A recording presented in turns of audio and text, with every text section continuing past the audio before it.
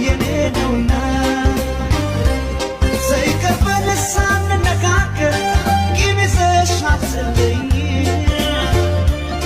ስማጠን ከደጅሽ ቆሜ ከልብሽ ይቅርበኝ